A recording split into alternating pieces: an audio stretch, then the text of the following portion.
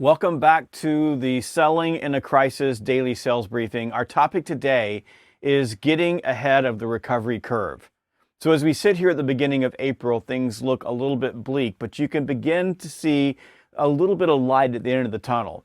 The economy at some point in May, June, July is going to get back on track. Now, it doesn't mean that the economy will be screaming as fast as it was in January or February, but there is going to be an uptick. There's 350 billion or so dollars that are going to small businesses right now. It's not been released yet, so a lot of small businesses are having a hard time getting the money, but it's going to hit, and it's going to hit sometime in the next 3 to 4 weeks. At the same time, you have a lot of checks going out to individuals. That money is going to hit the economy. So with that influx of cash in the economy and reaching the peak on the coronavirus epidemic as it's spreading across the country, and people getting tired of staying at home, we're going to get back on track. People are going to get back to work. It's going to be a tough row in the short term. So right now, where does your brain need to be? It needs to be on the future. You've got to start thinking ahead of that curve. Yes, you got to keep protecting what you have today. Yes, you got to keep prospecting. Yes, you want to take this time to clean out your sales closet and get ready.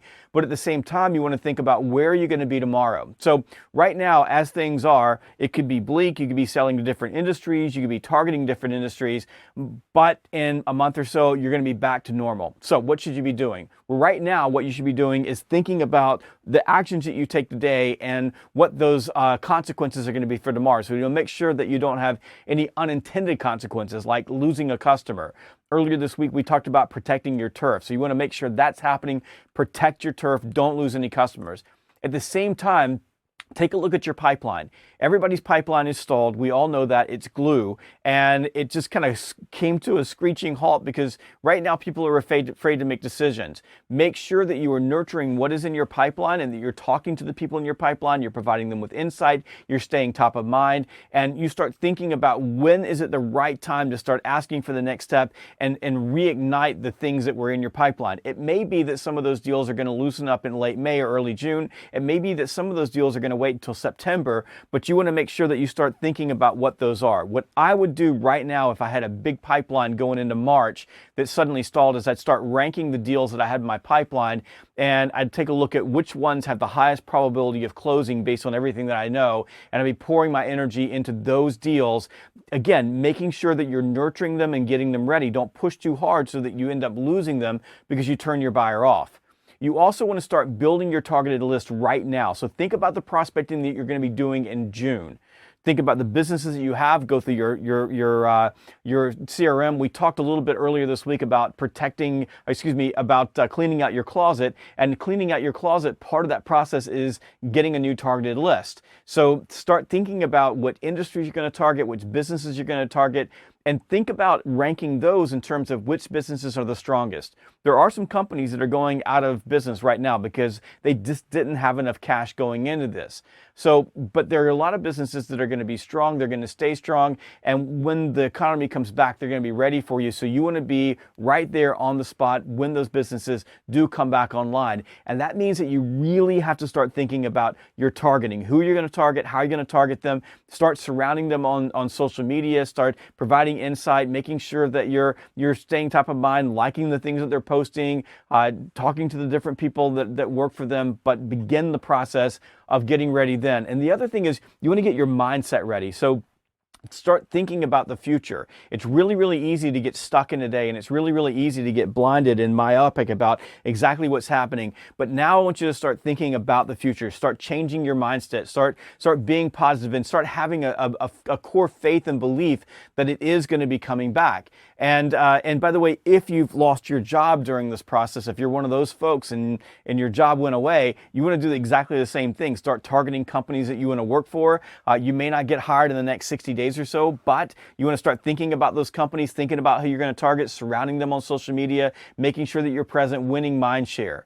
What you don't want to do right now and what you shouldn't be doing is staying pat. Like, in other words, being focused on the moment so that you miss the opportunity to get ahead of the curve. What you shouldn't be doing right now is wasting this gift of time, because everybody in sales has extra time right now, and not using that time to start planning and being strategic about the future.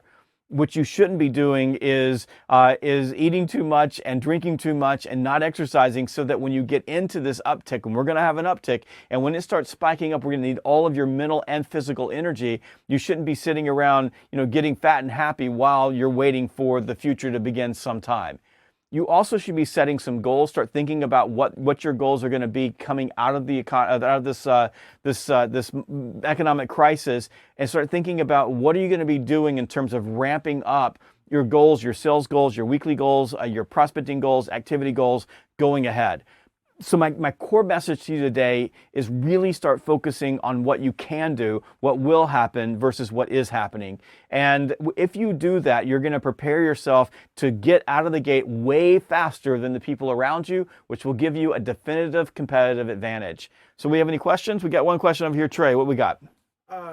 Jackie Miles said that she's on the verge. She just found out she's furloughed for a couple of weeks. She's wondering what she should do. Should she find more work, or? Yeah, so Jackie wants to know, I just got furloughed, so I'm off for a couple of weeks. It could be 3 or 4. What I would do if I got furloughed right now is I would plan for being furloughed for at least 6 weeks.